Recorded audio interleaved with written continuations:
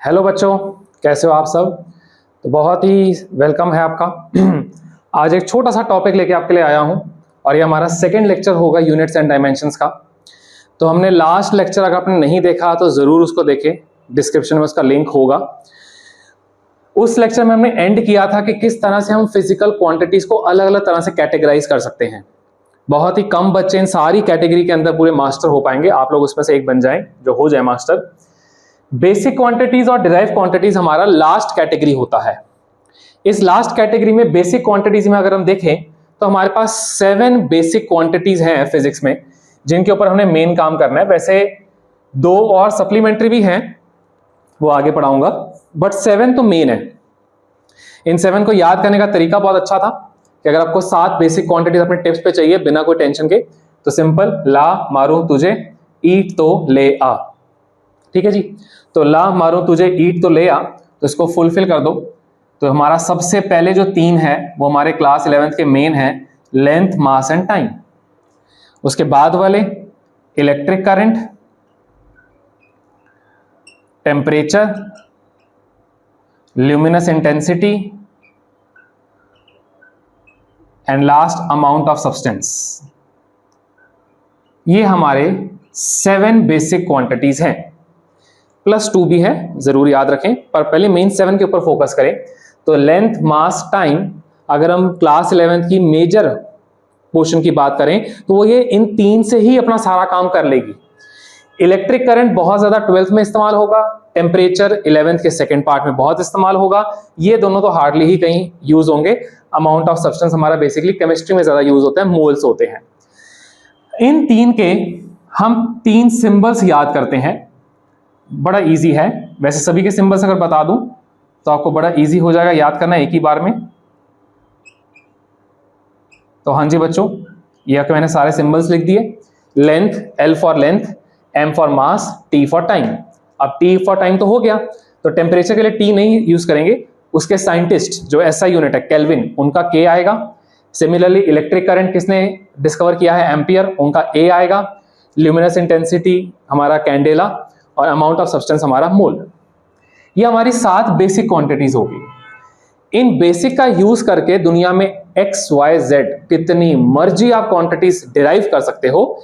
यहां पे याद रखना, जितनी मर्जी, कुछ बुक्स में कुछ नंबर दिया होता है, बट इस चीज को मैं एग्री नहीं करता, क्योंकि अगर हम कोई भी नई क्वांटिटी को मल्टीप्लाई डिवाइड करके एक रिजल्ट तैयार कर लें तो वो नया रिजल्ट तैयार हो गया। तो उससे हम बिल्कुल भी ये नहीं कह सकते कि हम डिराइव की कोई नंबर में फिक्स है। बहुत छोटा सा एग्जाम्पल, बहुत छोटा, अगर मैं कहूं कि एरिया क्या होता है, तो एरिया तो आप कहोगे सर डिराइव हो गया। कैसे? क्योंकि आप उसको डिराइव करते हो side into side, length into breadth, pi r square, और भी कितने सारे फॉर्मूलेज हैं हमारे पास एरिया के। मेंसुरेशन चैप्टर बहुत बड़ा है। सभी फॉर्मूलेज में एक चीज का फोकस कीजिए, पे वेरी केयरफुल अटेंशन। किसी भी बेसिक क्वांटिटी को जब आप मेंशन करते हो डिराइव बनाने के लिए, वो बेसिक इनमें से किस तरह का मेजरमेंट इस्तेमाल करता है। एग्जांपल, साइड किसी भी डायग्राम की आप कैसे मेजर करते हो, what you use, length, mass, time, क्या यूज करते हो, लेंथ। दूसरा साइड भी लेंथ, तो ये बच्चों हमारा हो जाएगा L square. Length into breath, length भी लेंथ, ब्रेथ भी लेंथ ही है मेजरमेंट के हिसाब से, वो भी हो गया लेंथ का स्क्वायर। कांस्टेंट, पाई तो कांस्टेंट है, इसका कोई यूनिट कोई कुछ नहीं है, हटा दो इसे, साइड कर दो। रेडियस, रेडियस कैसे मेजर करोगे, again length, length into length, again length का स्क्वायर। ये हमारा कोइंसिडेंस नहीं है। जब भी अपने मैथ्स पढ़ी है, एरिया को हमेशा अपने मीटर स्क्वायर जान के लिखा है। मीटर स्क्वायर देखा जाए तो L स्क्वायर को ही तो रिप्रेजेंट कर रहा है। तो दुनिया के जितने मर्जी आप फॉर्मूले ले आइए, कोई भी फॉर्मूला आप कमेंट कर दीजिए, सारे फॉर्मूले के अंदर जो डायमेंशन बेसिक क्वांटिटी के रूप में आप निकालोगे वो हमेशा L स्क्वायर ही आएगा। यहां पे मैं डायमेंशन का डिफाइन बताना चाहता हूं। डायमेंशन यहां पे L स्क्वायर नहीं है, it is only the power to which the basic quantity is raised. Repeat कर सकते हो एक बार आप इसको, it is the power to which the basic quantity is raised. तो L स्क्वायर के अंदर अगर हम बात करें तो ये जो 2 है ये हमारा डायमेंशन है, L जो है वो हमारा बेसिक क्वांटिटी है, एरिया हमारा डिराइव क्वांटिटी है। थोड़ा आगे बढ़ते हैं, स्पीड। स्पीड का एग्जांपल दिया, क्या नाम है, distance upon time. I hope clear है। तो तो distance upon time, again distance को कैसे मेजर करोगे, कौन यूज करोगे इनमें से, तो अगेन आपका आंसर होना चाहिए एल। टाइम को कैसे करोगे, अगेन टी, तो आंसर क्या आ गया, एल टी माइनस 1। डन, ठीक है, टी नीचे है वो ऊपर चला जाएगा तो -1 आ जाएगा। स्पीड की जगह अगर मैं बोलूं वेलोसिटी, वेलोसिटी भी क्या होगा, डिस्प्लेसमेंट अपॉन टाइम। डिस्प्लेसमेंट कैसे मेजर करोगे प्यारे बच्चों, वो भी लेंथ, तो वो भी LT माइनस 1 हो जाएगा। अब अगर मैं बोलूं एक्सेलरेशन, एक्सेलरेशन क्या फॉर्मूला होता है, फॉर्मूले मस्ट है यहाँ पे, ये बात है। एक्सेलरेशन होता है change of velocity upon time, तो एक तरह से देखा जाए तो वेलोसिटी अपॉन टाइम की बात हो रही है। वेलोसिटी अब कहां से लाएं, स्पीड ही तो होता है डायमेंशन में, तो अगेन ये क्या आ गया, LT minus 1 divide by time के लिए T, तो आंसर क्या आ जाएगा, LT माइनस 2। ठीक है, इसको एक और तरह से आपको मैं चेक करा सकता हूं, इसको आप देखो तो ये तो मीटर पर सेकेंड ही दिख रहा है, मीटर पर सेकेंड स्क्वायर ही दिख रहा है। अगर नहीं भी याद हुआ इस तरह से याद कर लो तो भी याद हो जाएगा। 3 तो आप याद कर ही लो, मैं कभी भी ज्यादा फोर्स नहीं करूंगा, बट 3 को तो करूंगा कि स्पीड, एक्सेलरेशन और फोर्स, इनको जरूर याद करें। फोर्स का फॉर्मूला मास इनटू एक्सेलरेशन, बताइए क्या होगा, 1 मिनट का पास टाइम है, मास का m, तो ये तो m हो गया, एक्सेलरेशन अभी अभी याद किया है LT माइनस 2, तो ये हमारा तैयार हो गया। आई होप इससे आप कोई भी डायमेंशन और निकाल सकते हैं, किसी का भी डायमेंशन निकाल सकते हैं। डायमेंशन निकालने से बहुत कुछ आगे फ्यूचर में आपको दिखेगा, किस तरह से हमारी फिजिक्स और इजी हो गई है समझनी। तो यहाँ पे जाने से, इस स्क्रीन को हटाने से पहले मैं यहाँ पे बता दूं, स्पीड के लिए मीटर पर सेकेंड, उसी का बच्चों हमने ये बेसिक क्वांटिटी के रूप में लिखा है। एक्सेलरेशन मीटर पर सेकेंड स्क्वायर, वही हो गया LT माइनस 2, और फोर्स जिसको आप न्यूटन बोलते हो, बेसिक क्वांटिटी के रूप में जब वो लिखेंगे तो MLT माइनस 2 आएगा। Is it very much clear, बहुत बढ़िया से क्लियर। तो इसको आप प्लीज एक बार नोट कर लें, कोई भी डाउट है तो पूछ लें, मैं इसको हटाने जा रहा हूं। ठीक है, हाँ जी बच्चों, तो बोर्ड पे आपके सामने कुछ क्वांटिटीज लिखी हैं, अब हम इन सारी क्वांटिटीज के डायमेंशंस निकालेंगे। अगेन बहुत इजी, कोई टेंशन की बात नहीं। पहले कह दूं, डायमेंशन कोई भी बच्चा तभी निकाल पाएगा जब उसको उस डिराइव क्वांटिटी का फॉर्मूला पता होगा। यहाँ पे आपकी मैं इस चीज में हेल्प नहीं कर पाऊंगा, ये बेसिक रिक्वायरमेंट है, तो आप प्रैक्टिस करते करते फॉर्मूले सीख जाएंगे। बहुत स्कूल वाले कुछ प्रेशर डालते हैं स्टार्टिंग में, पहले दिन पे 40-50 कुछ फॉर्मूले की शीट दे देते हैं कि रट के आओ। मेरे हिसाब से वो मिसयूज है, बेवकूफी है, गलत काम है। आप आराम आराम से प्रैक्टिस करते करते फॉर्मूलेज को आप अपने आप ही याद कर लोगे। ये सारे 9th-10th के बेसिक फॉर्मूलेज हैं, ये आप वापस प्रैक्टिस करोगे तो इजीली आपको आ जाएंगे। तो फिलहाल मैं आपको फॉर्मूलेज दूंगा, आपका फोकस डायमेंशन बनाने पे होना चाहिए। तो अभी के अभी स्टार्ट करते हैं। तो ये force into displacement, half mv², mass upon volume 2πr, pressure, force upon area, power work upon time, relative density, density of substance, density of water, capital G gravitational constant.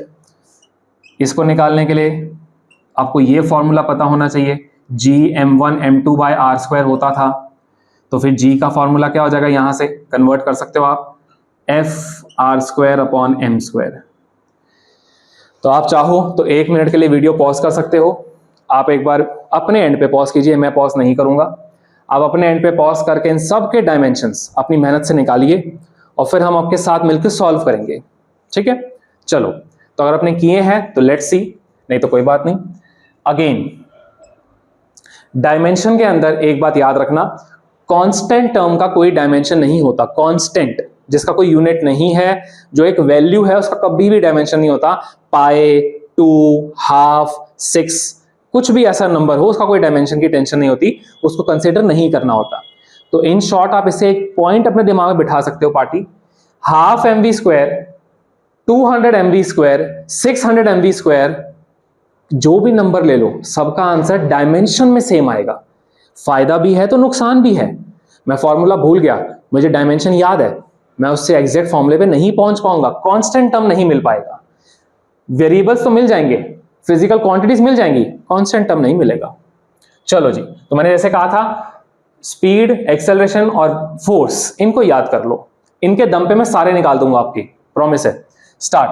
Force, तो force का आपको याद होना चाहिए mlt-2, displacement l, तो m अकेला l square t-2। ठीक है जी, बहुत इजी। काइनेटिक एनर्जी हाफ का कुछ नहीं होता, m का m, v स्क्वायर, v का क्या होता है lt-1, उसका होल स्क्वायर, आंसर क्या आ गया ml square t-2।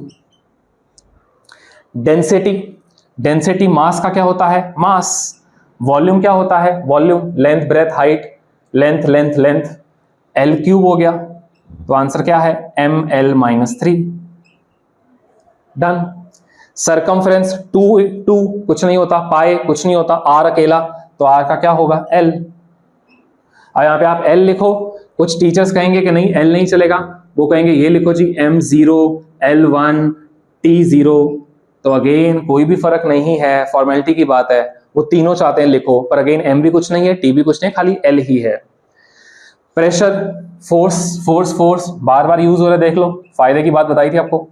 L square solve करो, तो L की पावर 1 L की पावर 2, 1 - 2, तो -1 डिवाइड -1 और ये t-2। वर्क वहां से उठा लो, कॉपी कर लो, ml2 t-2 divide by t, solve किया तो ml2 t-3 आ गया। बड़ा इंटरेस्टिंग, रिलेटिव डेंसिटी, डेंसिटी का क्या होता है ml-3, नीचे भी डेंसिटी वो भी ml-3, डेंसिटी डेंसिटी कैंसल, तो इसको हम दो नाम से जानते हैं, या तो आप लिख सकते हो डायमेंशनलेस, और कुछ बुक्स में लिखा होता है m0 L0 T0, दोनों चलेंगे। ठीक है, जी पे आ जाइए। अब ये भी एक कांस्टेंट है, लेकिन ये ग्रेविटेशनल कांस्टेंट है, इसका एक यूनिट भी होता है, डायमेंशन भी होता है। अब इसके अंदर और पाई के अंदर फर्क देख रहे हो बच्चों, इसकी वैल्यू भी दुनिया में कभी चेंज नहीं होगी, इसकी वैल्यू भी चेंज नहीं होगी, लेकिन इसका कोई डायमेंशन नहीं होता, और इसका एक प्रॉपर डायमेंशन होने वाला है सामने आपके। स्टार्ट। एफ क्या होता है mlt-2, आर स्क्वायर, आर का क्या होता है L, तो हो गया L square, divide by M, तो M का M होता है, लिखो जी क्या आंसर आएगा, M की पावर -1, L और L square, L cube, T की पावर -2। ये हमने ज्यादातर 9th और 10th वाले कवर किए थे, उन सभी के आंसर्स आप जरूर कमेंट करें, 1 2 3 4 5 6 7 8, इन 8 में से आपके कितने सही हैं जरूर बताएं, चाहे 2 सही हो या सारे 8 के 8 सही हो, वेरी गुड है। जो भी गलतियां हैं इनको इंप्रूव करो, किसी भी डायमेंशन को निकालने के लिए ये सोबर सा प्यारा सा मेथड यूज करो, और कोई भी फॉर्मूला पता होना चाहिए, पहले मैंने कह दिया बिना फॉर्मूले के हम कुछ नहीं कर पाएंगे, तो अगर आपको फॉर्मूला पता है, क्लियर है, तो आप कोई भी डायमेंशन निकाल पाओगे, और आगे जाके इसके जब यूज देखते जाओगे 2 4 3 वीडियोस के अंदर, जब भी आपको टाइम मिले, जैसे जैसे आप यूज इसके पढ़ते जाओगे, आप खुद बोलोगे कि वाकई इसलिए क्लास और 12th 11th का पहला चैप्टर है ये, बहुत बेसिक, बहुत important, very useful in life. ठीक है बच्चों, तो इसको आप जरूर नोट कर लें, और कोई भी डाउट है तो पूछ लें, मैं इसको हटा देता हूं। ठीक है जी, तो यहाँ पे इसको एक पॉज करते हैं और इसको हटाते हैं। हाँ जी बच्चों, तो जाने से पहले एक लास्ट डायमेंशन, कुछ बच्चे कहेंगे सर 11th का कुछ बता दो, तो आपको सेकेंड बुक के अंदर एक टर्म आएगा कोफिशिएंट ऑफ विस्कोसिटी। ठीक है, पहली बार नाम सुना है, कोई दिक्कत नहीं है, हमें इसका डायमेंशन से मतलब है। इसका कुछ फॉर्मूला पढ़ने के लिए ये इसका सिंबल है, तो एक फॉर्मूला है मेरे पास इसका 6 पाई r ईटा v, 6 पाई नंबर है, r रेडियस है, ये कोफिशिएंट ऑफ विस्कोसिटी है, ये वेलोसिटी है। तो अगर मुझे ये निकालना है तो मैं लिख सकता हूं फोर्स अपॉन 6 पाई r वेलोसिटी। आपको ये देखना है कि कोई भी अजीब सा अजीब फॉर्मूला हो, हमें तो कोई टेंशन ही नहीं है। स्टार्ट। f की जगह mlt-2, 6 पाई की जगह कुछ भी नहीं, r की जगह l, v की जगह lt-1। ठीक है, सॉल्व कीजिए तो आपका आंसर आ गया m, एक l तो कैंसिल हो गया, एक -1 हो गया, और t की पावर -2 + 1 -1 हो गया। तो ये हमारा इसका डायमेंशन है। तो जैसे मैंने कहा, अगर फॉर्मूला पता है तो आप किसी का भी डायमेंशन निकाल सकते हैं, फॉर्मूला नहीं पता तो कोई तरीका नहीं है। फिलहाल फॉर्मूला मगअप करने की जगह इसके यूज, एप्लीकेशन सब पे फोकस करें। नेक्स्ट वीडियो के लिए तैयार रहें, उसके अंदर हम देखेंगे किस तरह से डायमेंशंस को हम यूज करके फिजिक्स की बहुत बढ़िया चीजें सॉल्व कर सकते हैं। ठीक है बच्चों, ये वीडियो यहीं तक है। जरूर सब्सक्राइब करें, सारे अपडेट से जुड़े रहें और कॉन्सेप्ट को क्रिस्टल क्लियर करके पढ़ें। मगअप ना करें, खाली क्वेश्चंस के पीछे मत भागें, कॉन्सेप्ट्स के पीछे भागें, क्वेश्चंस अपने आप निकलते जाएंगे। ठीक है जी, तो ये यहीं तक है। All the best, God bless you.